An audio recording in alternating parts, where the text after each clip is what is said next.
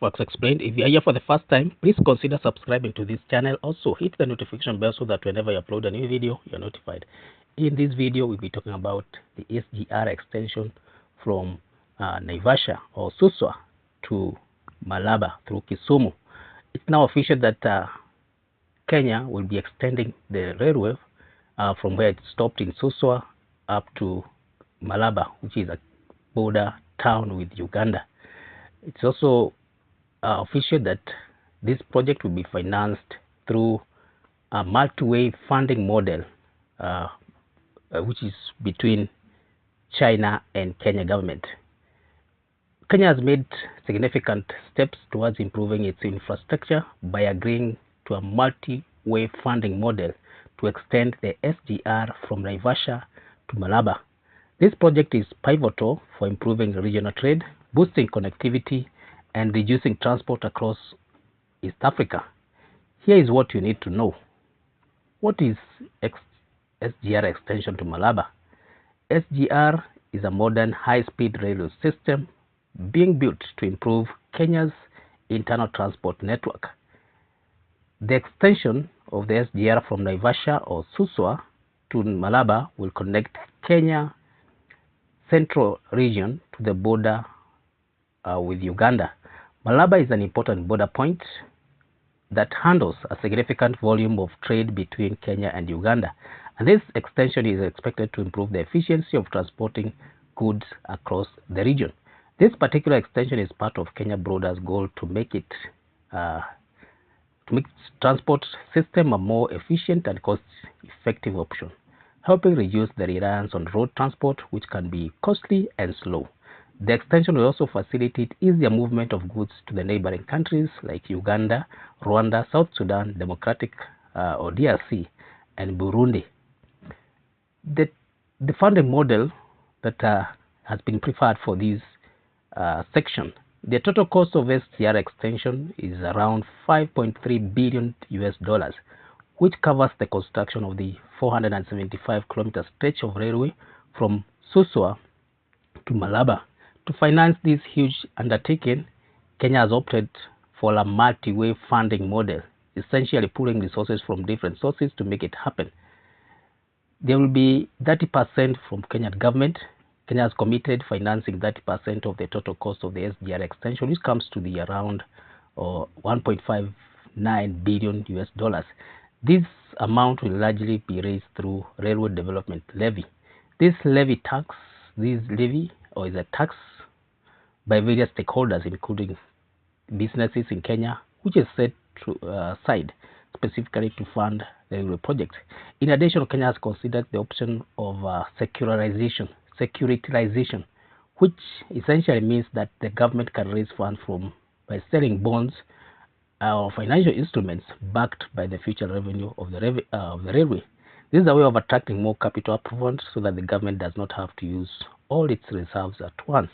However, the government of Kenya's ability to raise its share of funding is a complicated undertaking because of existing debt burden.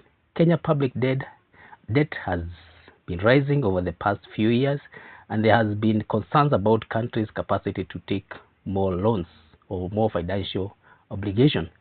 As of recent data, Kenya public debt is estimated to be 13 trillion,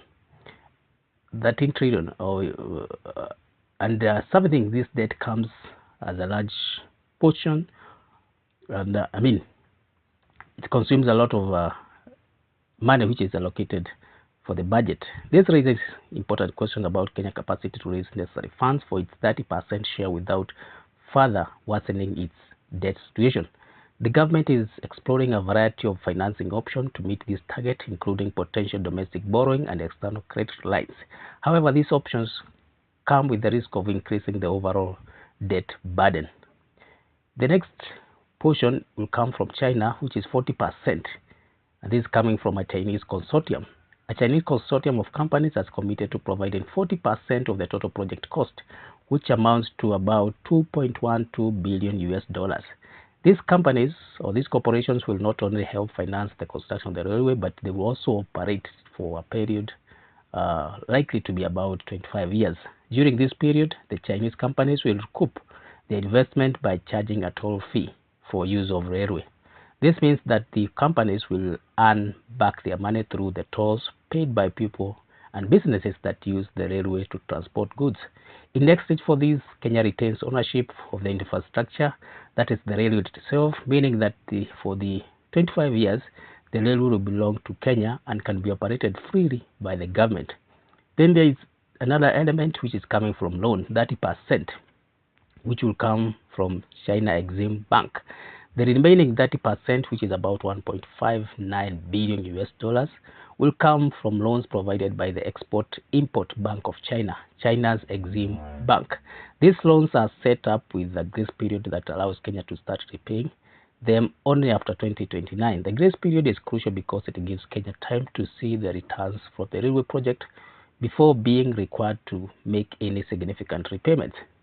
This is an example of concessional financing, which typically has lower interest rates and longer prepayment periods compared to standard commercial loans. It makes the overall financial burden on Kenya more manageable. However, there is an ongoing debate about the long-term sustainability of Kenya's borrowing strategy. Critics have pointed out that with rising debt levels, relying on external loans, even at concessional rates, could further strain the country's fiscal capacity, especially given that Kenya is already struggling to meet its debt obligations. Why is this funding model, the multi-way funding model, important? The SGR extension to Malaba is a key project for Kenya, but the funding model itself is also important for several reasons. One is that it is a shared financial responsibility. Through splitting the financial responsibility between the Kenyan government, a consortium of Chinese companies, as well as Chinese bank, this burden is spread out. This allows Kenya to move forward with critical infrastructure projects without putting all the strain on public finances. Second is a private-public collaboration. This model represents a successful example of public-private collaboration, where the government works alongside international partners, and this collaboration helps leverage the strength and resources of both public and private sectors. It is also reducing dependency on road transport. The SGR extension will reduce reliance on road transport, which is prone to delays, traffic congestions, as well as higher cost. With a faster and more efficient railway system, the cost of transporting goods will likely decrease, benefiting businesses as well as the economy in general. It is also allowing regional integration. The extension is part of Kenya's broader effort to boost trade within East Africa. With the railway connecting to Uganda and other countries, it will be easier for goods to move between these countries, helping promote regional trade.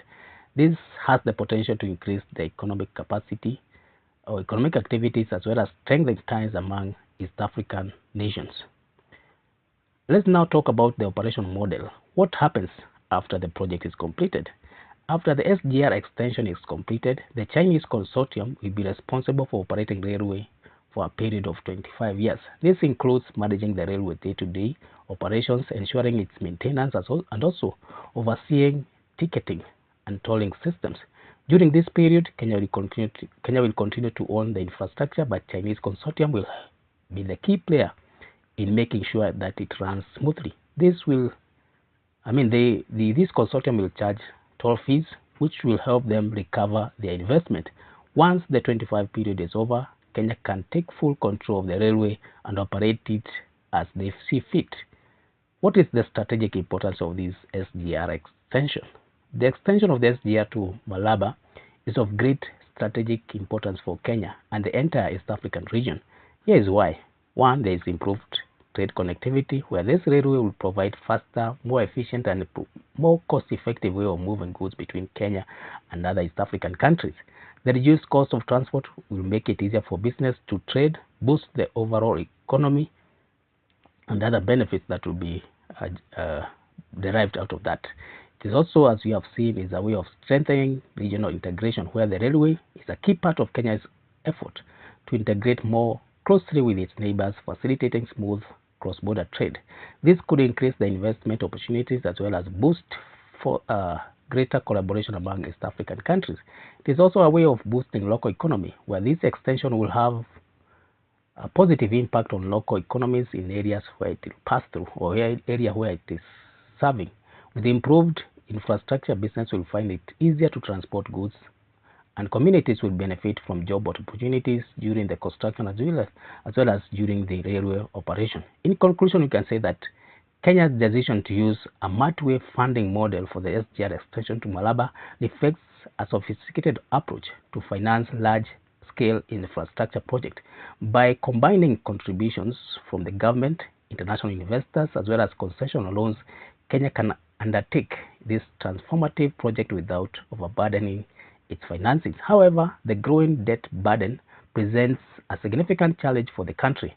While the multi-source financing model helps in alleviating some of these problems, Kenya will still need to navigate the complexity of managing debt and raising its share of funding without compromising fiscal stability. The success of this project will not only improve Kenya's transport system, but also play a pivotal role in enhancing regional trade, fostering economic integration, as well as improving connectivity across the East African region. With a clear operation model in place, the long-term strategic benefits of the SGR extension could serve as a model for future infrastructure projects in the region as well as in beyond. So thank you for reaching this far. If this is your first time here, please consider subscribing to this channel. Also hit the notification bell so that whenever you upload a new video, you're notified. Also, you can leave a comment, like, share, and let's meet in the next one. Thank you.